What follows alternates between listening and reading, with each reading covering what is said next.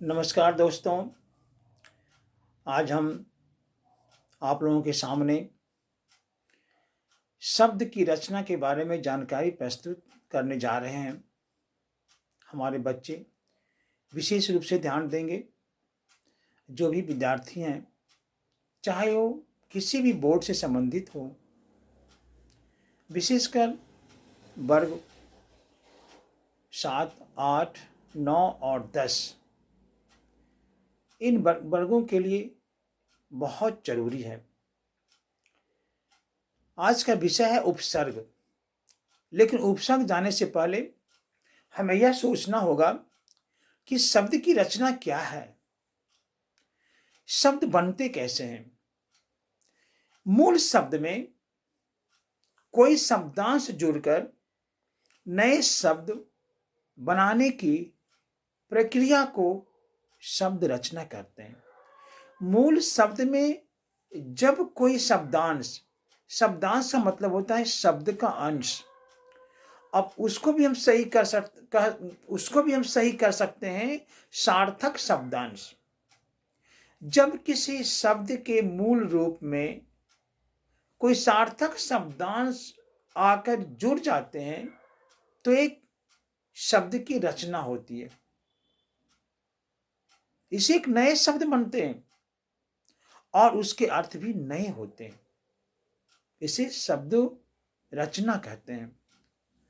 अब शब्द की रचना कितने तरह की होती है भाई, इसके बारे में जानकारी लेनी है। तो शब्द की रचना 4 तरह से होती है या 4 प्रकार से हम लोग शब्द की रचना करते हैं।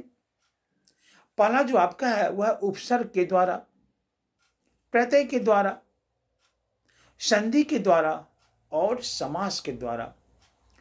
4 ऐसी प्रक्रिया हैं जिसके द्वारा हम शब्द रचना करते हैं। हम नहीं, हिंदी भाषा में शब्द की रचना होती है। हिंदी भाषा में शब्द की रचना करने के लिए 4 प्रक्रिया बताई गई है या 4 ढंगों के द्वारा या 4 के सहयोग से नए शब्द का निर्माण होता है। और जब नए शब्द के निर्माण होते हैं तो उससे नए वाक्य और नए भाव व्यक्त होते हैं। तो आप समझ गए होंगे वह 4 शब्द की रचना में सहयोग करने वाले कौन कौन हैं। वो पहला उपसर्ग, दूसरा प्रत्यय, तीसरा संधि और चौथा समास है, जिसके द्वारा हम नए शब्द का निर्माण करते हैं। और जब नए शब्द का निर्माण होते हैं तो नए वाक्य का निर्माण होते हैं। और जब नए वाक्य का निर्माण होते हैं तो नए नए भावों का भी विकास होता है। मेरे बच्चों, मैंने आपको शुरू में बताया था कि हमारी छोटी सी कह सकते हैं कि हम एक छोटा सा या छोटी सी कदम उठाने जा रहे हैं हम अपनी हिंदी भाषा की तरफ। हम चाहते हैं कि हमारी हिंदी भाषा पुनः पूर्व रूप में, जिस तरह हिंदी में संभाषण अच्छे तरीके से होती थी, हमारे बच्चे उस चीज को सीखें। उसके लिए मैं अपना कदम उठाया हूं, वो आपके भरोसे। मैं तो कुछ नहीं हूं, मैं तो एक तिनका भी नहीं हूं। यदि आप लोगों का सहयोग हो जाए तो मैं पुनः हिंदी को अपने पूर्व अवस्था में लाने में एक कदम आगे बढ़ सकते हैं। इसे आपका सहयोग होना बहुत जरूरी है। अब हम इस वीडियो में उपसर्ग के द्वारा जो शब्द का निर्माण होता है उसके बारे में विशेष चर्चा करने जा रहे हैं। उसी के बारे में हम आज आप लोगों के सामने उपस्थित हुए हैं। तो वह है उपसर्ग। उपसर्ग शब्द का मतलब क्या होता है, पहला प्रश्न। दूसरा प्रश्न होता है उपसर्ग बना कैसे है, किन किन शब्दों के जोड़ने से उपसर्ग का निर्माण हुआ है और उसके अर्थ क्या होते हैं। 3 प्रश्न का जवाब हमें चाहिए, तो मैं आपको दे रहा हूं। पहला प्रश्न है उपसर्ग। उपसर्ग को यदि हम खंडित करेंगे तो यह यौगिक शब्द है। यौगिक शब्द आप पढ़ चुके हैं, मैंने आपको पहले ही बता चुके हैं कि यौगिक उस शब्द को कहते हैं जिसके दोनों खंडों का सार्थक अर्थ होता है।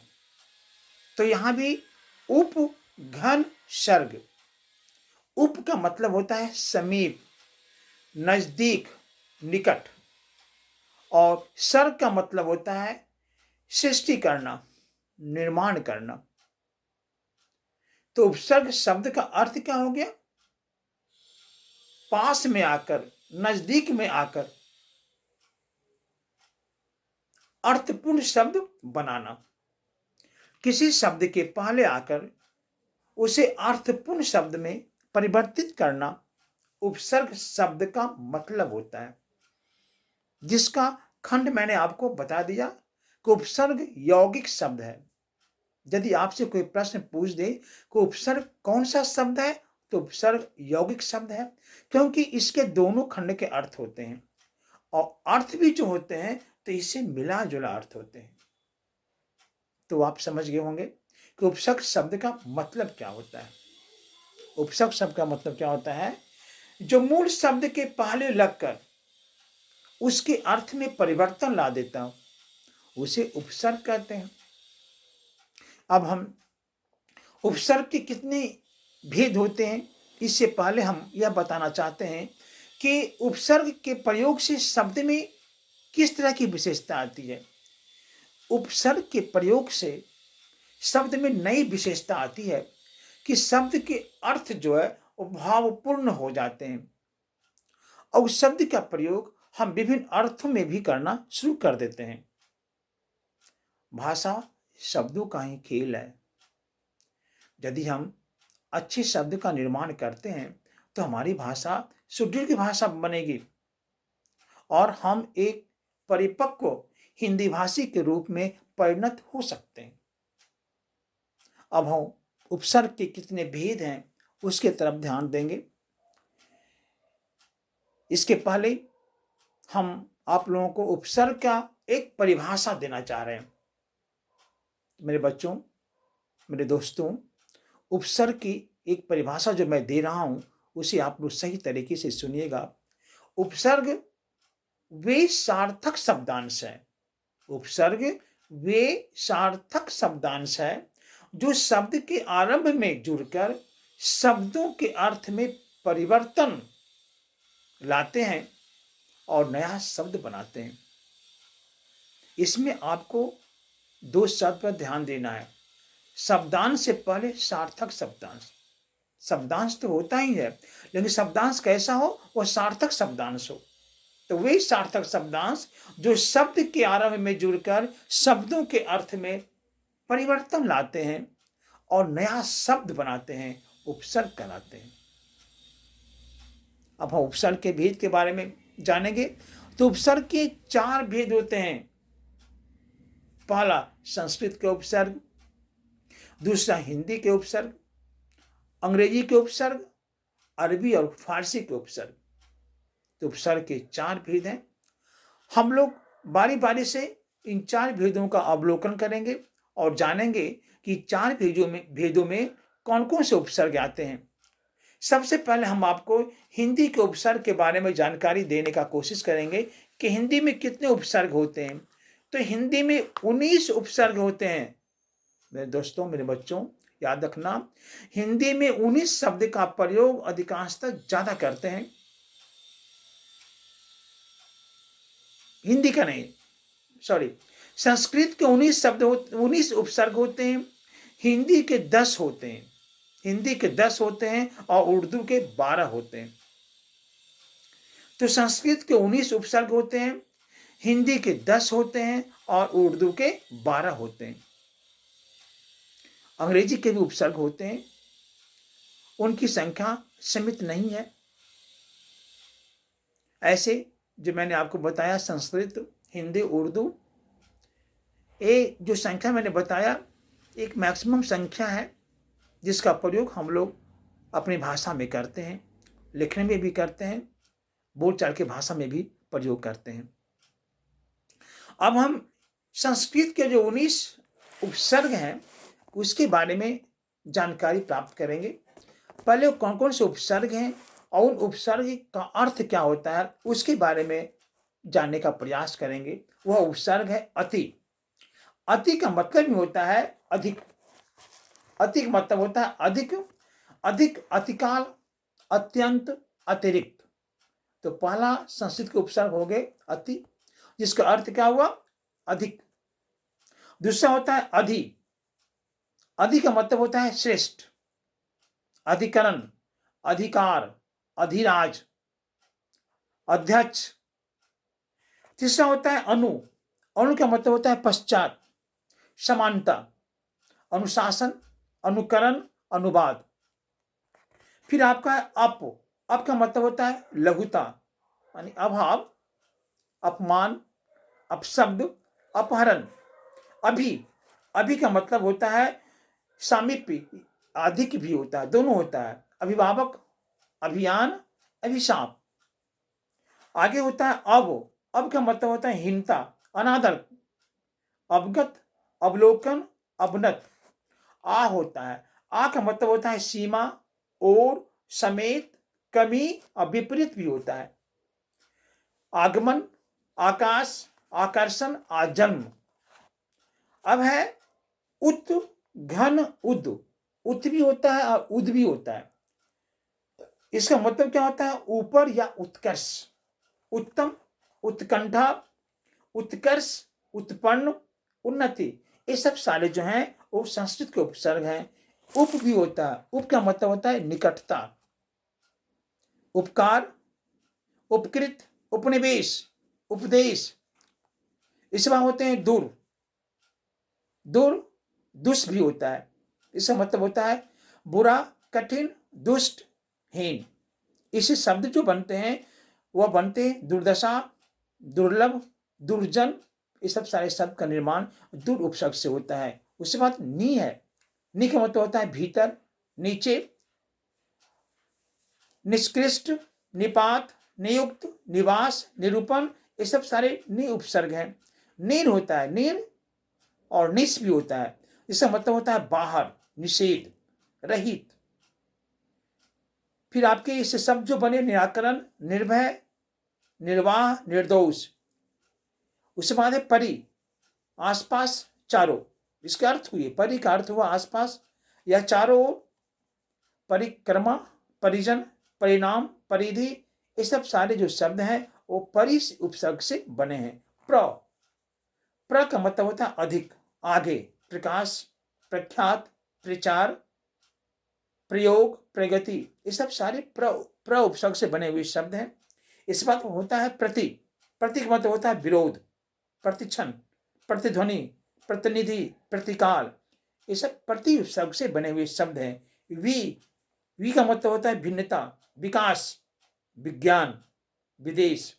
सम का मतलब होता है पूर्णता, संयोग, संकल्प, संग्रह, संतोष।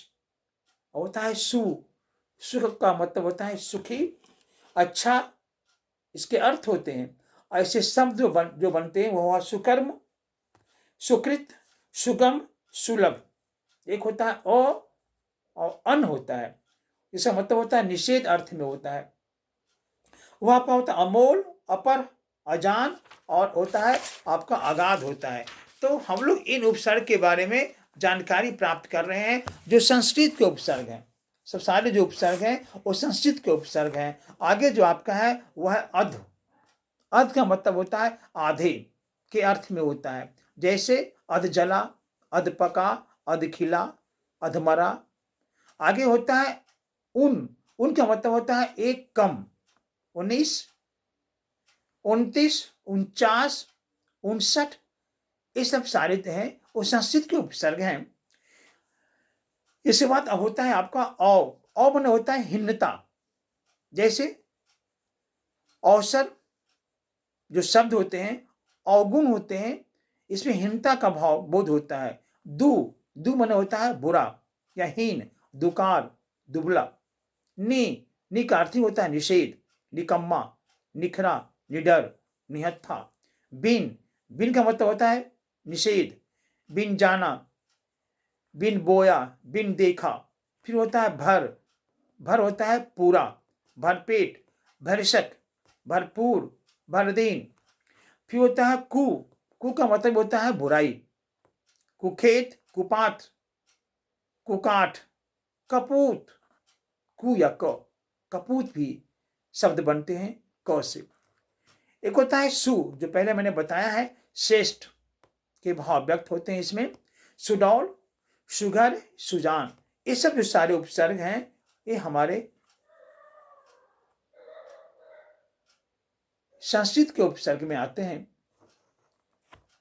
अब एक दिन में सारे उपसर्ग की व्याख्या करना, सिर्फ मैंने आज हिंदी और संस्कृत के उपसर्ग का व्याख्या आप लोगों के सामने किया। एक बार पुनः मैं आपको संशोधन कर देता हूं कि संस्कृत के 19 उपसर्ग हैं और हिंदी के 10 उपसर्ग हैं और उर्दू के 12 उपसर्ग हैं। अब हम कुछ उर्दू उपसर्ग के बारे में आप लोगों को जानकारी दे रहे हैं।